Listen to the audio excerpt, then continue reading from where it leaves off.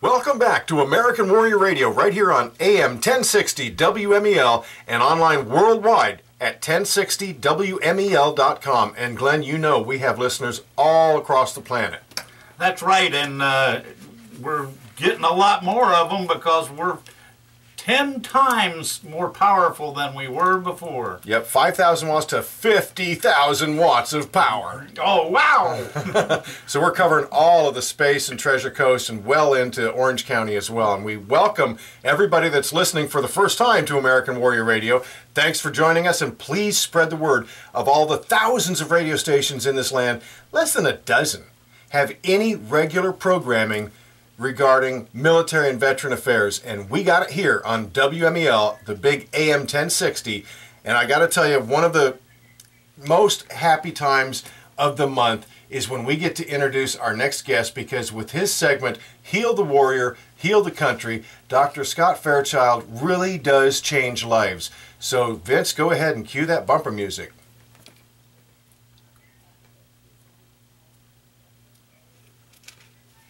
Doc, can you hear me? Hey, I can hear you now. Hey, first of all, I have to start by saying I hope you had a great Thanksgiving. An excellent Thanksgiving, thoroughly enjoyed it. You know, that little last-minute running around to get things ready for Thanksgiving and to cook off that turkey just right. But that's what we're going to talk about today, how that can elevate stress for our veterans and their families. It's true, because I don't know, well, you're a doctor of psychology. You know these, and you can share with us. But it always seems, I don't care if you have PTSD or depression or not, when it comes to the holidays, people get amped up with anxiety and stress. It's called crank it up time. And, you know, sometimes, first, you know, once it's Halloween, and then Thanksgiving is there, it's just high-speed trooper right all the way down to the finish line. It just comes on so fast. And all those extra requirements that we impose upon ourselves. I picked up a book a couple years ago called Simplify Your Christmas, 100 Ways to Reduce the Stress and Recapture the Joy of the Holidays. And I tell you, it's made a difference in my life, and I think, you know, this show applies to veterans, combat veterans, of course, because they're a little bit more sensitive around the edges.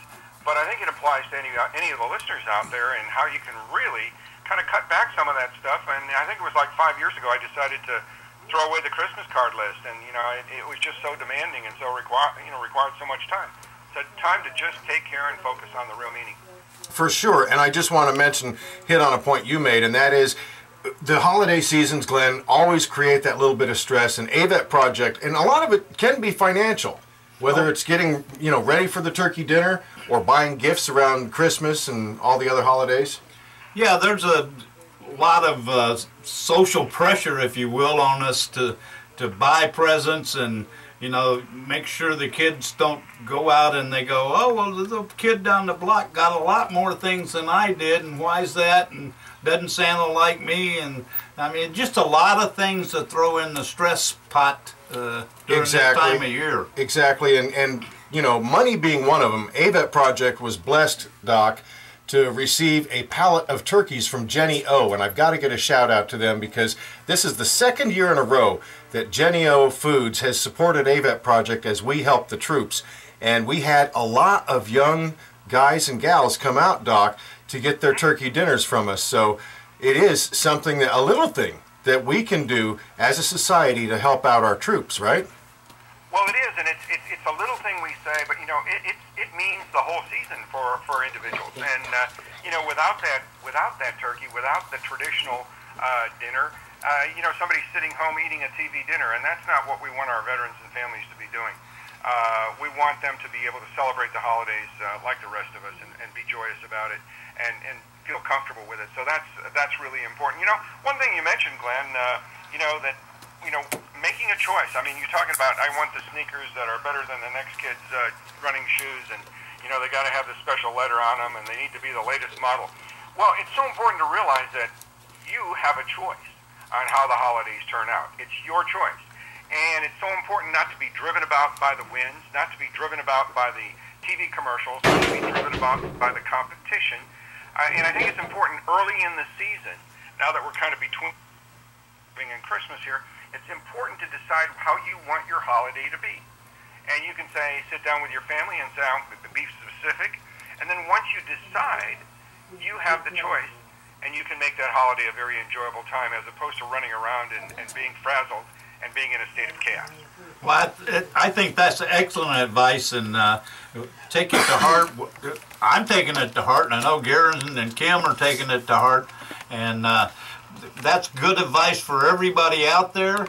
And, you know, we put enough stress on ourselves without trying to find some other way to do it. And I just want to throw this in there as well, that even though this particular holiday, Thanksgiving, has come and gone, the other holiday, Christmas and the others, the Jewish holidays and what have you, they're coming up fast. And if you are a family and you're looking for a way to reach out to a military member and make their day a little brighter, you can do so. You can contact us and we'll connect you with some guys and gals that really are far away from home and don't have the opportunity to have a holiday meal. And it's one way to live, Doc, beyond that bumper sticker that I support the troops, yes? That is so true, to step out, and you know what, it lifts your mood, it lifts your emotions to be able to help someone else. Also, during these holiday times, it's times, you know, when our veterans and their family members may have difficult memories from when they were back in the combat zone all alone 3, 4, 5 years ago, or maybe even last year, and had to celebrate Christmas or the Hanukkah out in the foxhole. And so not only that, but for all folks out there, there are a lot of times unresolved emotions relating to the holidays. And when the holiday triggers come up, it resurfaces, and those emotions come up, and before you know it, you know, you almost have to give yourself permission to grieve during the holidays and to work through some of this unresolved anger and stuff. Otherwise, it's going to pop out at the loved ones close by. So you're saying maybe even resentment, which is a relatively common emotion. If we've got a young guy or gal over in Afghanistan and they're not able to be or even contact their family through Skype or something else, because honestly, these forward operating bases, and Glenn, you know this, are out in the boonies. Oh, yeah, I mean, way out in the boonies. So if they can't even make contact with their family, they could, you know, I mean, isn't it reasonable to assume that they'd develop some resentment? Oh, absolutely. And resentment is really another name for unresolved anger or stored anger. Anger that we store over time. And so if we carry it and carry it and carry it, it uses up our energy to keep it inside and to keep it in the closet. So absolutely, you're going to want to work through that. You're going to want to get that resolved. Another important thing that people don't always think about during the holidays is, you know, a lot of times you're like, I wish I had this, or I wish I could get this for a gift, or I wish I could get that. And sometimes people are disappointed because their loved ones don't really understand what it is they want. And so one of the things I suggest, of course within financial reason, is actually going out, if there's one particular gift that you like, going out and selecting and buying your own gift. You know, it may be the first time you actually get what you've always wanted. That's a great suggestion. I like that. Take care of number one first, huh?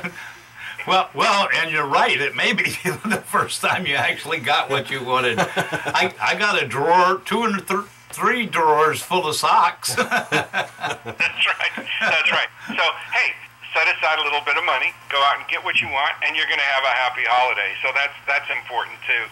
And you know, when the problems do come up, and let me assure you they will, because I call them the inevitable crises of life.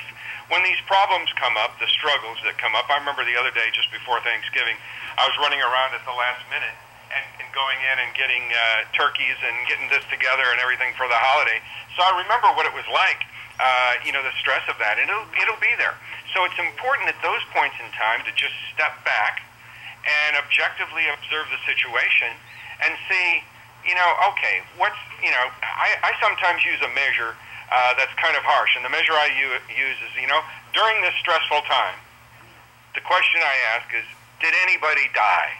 You know, so if they didn't, this really isn't that bad. We can push our way through it. It's not like we lost somebody during this stressful time. So we can move on through and step back and examine the situation and say, how bad is this really? Because, you know, there's a lot of traffic out there. There's a lot of people rushing around. It's like it's like millions of ants trying to get the same sugar. Yeah, yeah. So what about those guys or gals that were in combat theaters and did experience something very traumatic close to or around the holidays? That is going to come back, and it's going to haunt them during that time. And that's where we talked about these unresolved feelings of loss. They're going to surface during the holiday season because stores shut down, the busyness shuts down right on the holiday itself.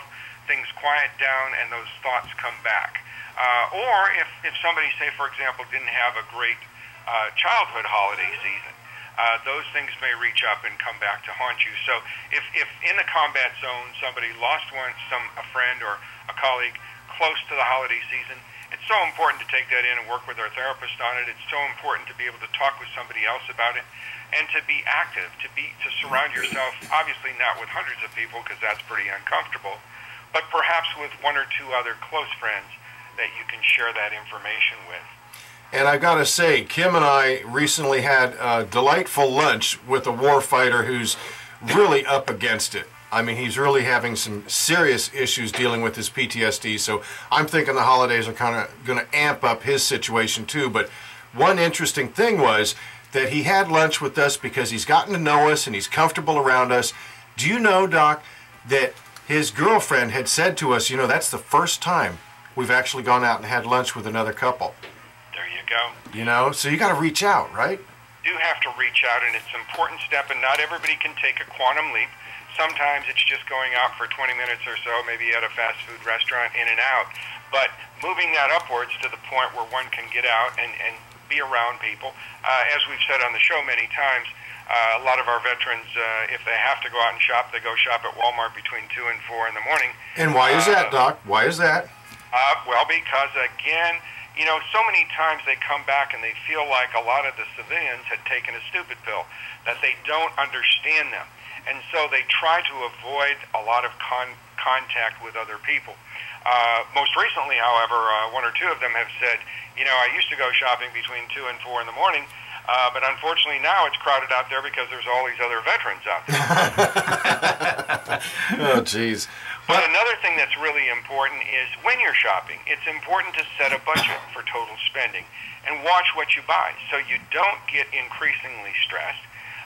It's always important to remember that you cannot buy someone else's love or affection.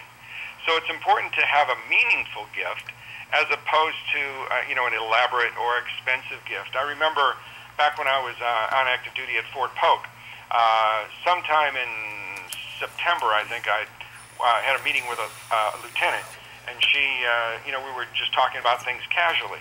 And I remarked I had a car at that time, and the seatbelt constantly cut into my neck.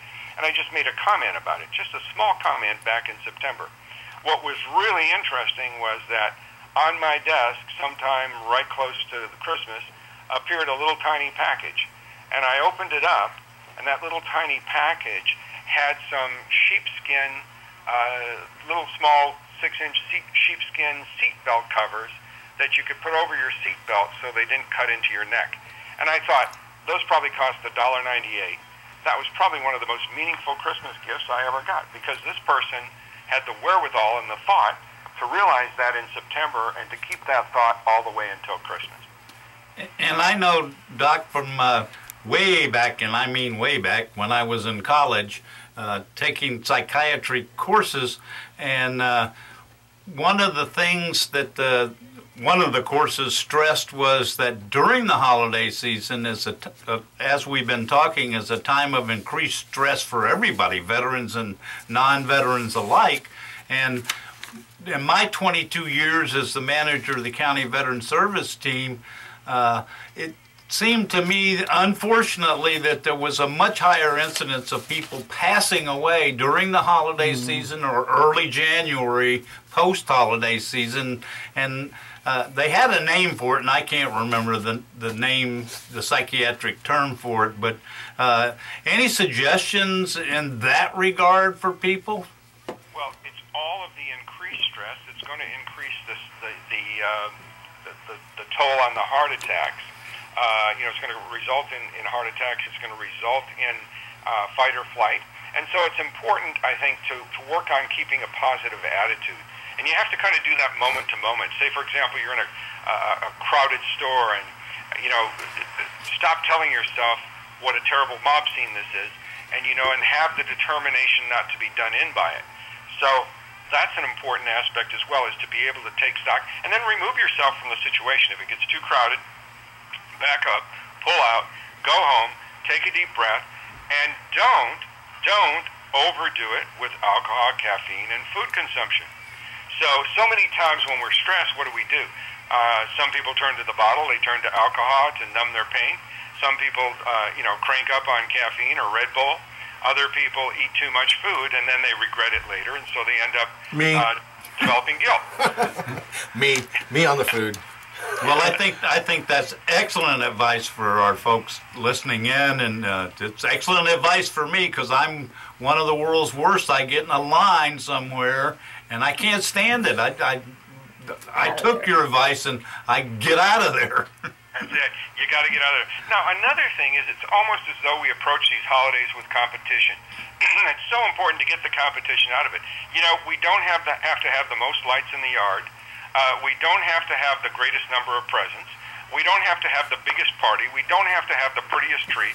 We don't have to, I don't know if it frustrates you, but I tell you, it really frustrates me when somebody comes in the day after Thanksgiving and says, well, I've finished my Christmas shopping. It irritates the heck out of me. I'm like, yeah, I had a secretary that used to do that to me. I tell you, it just puts on the pressure. So I always pick up the phone, and actually I do.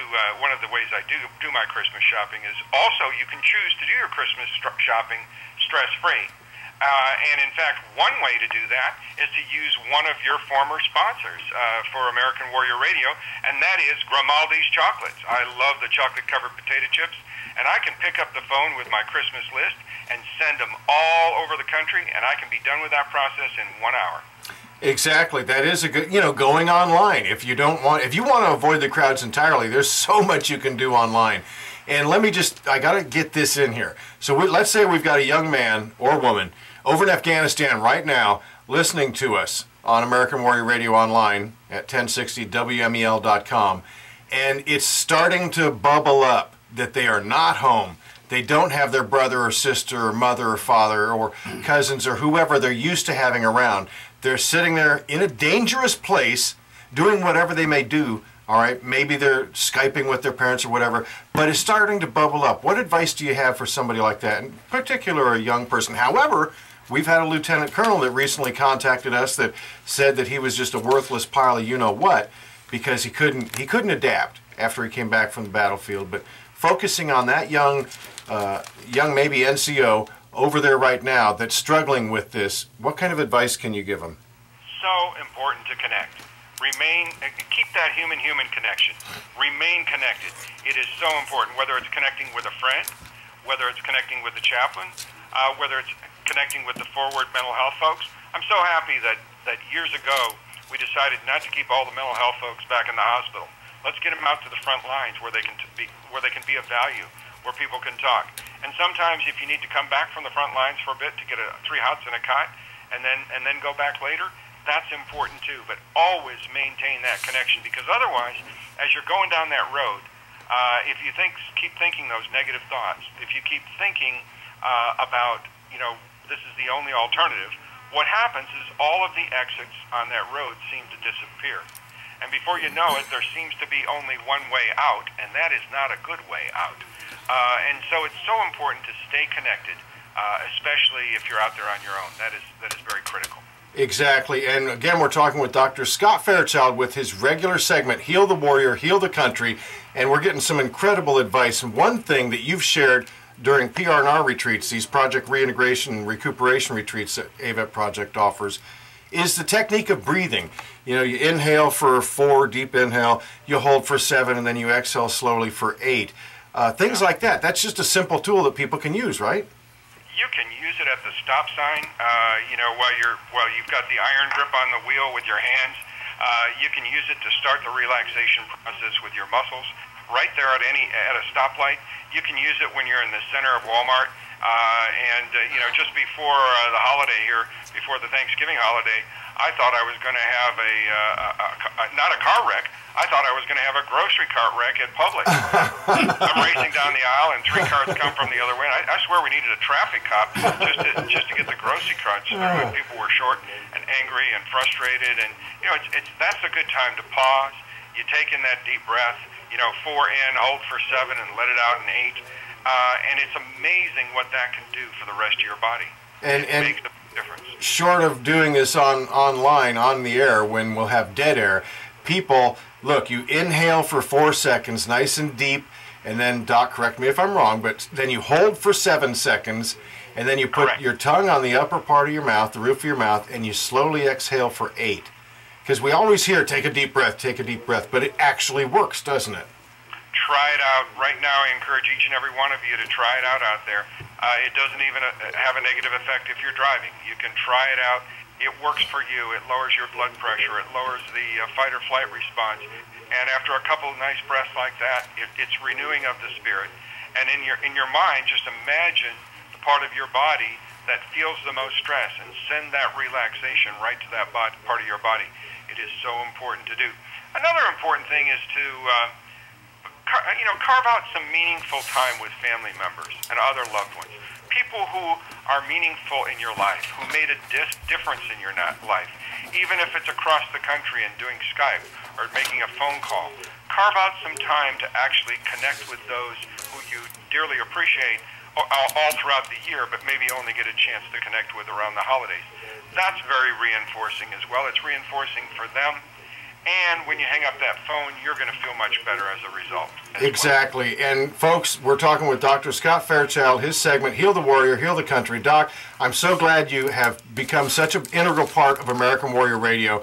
I got to say goodbye right now, but we love you and we thank you for everything you do for our war fighters.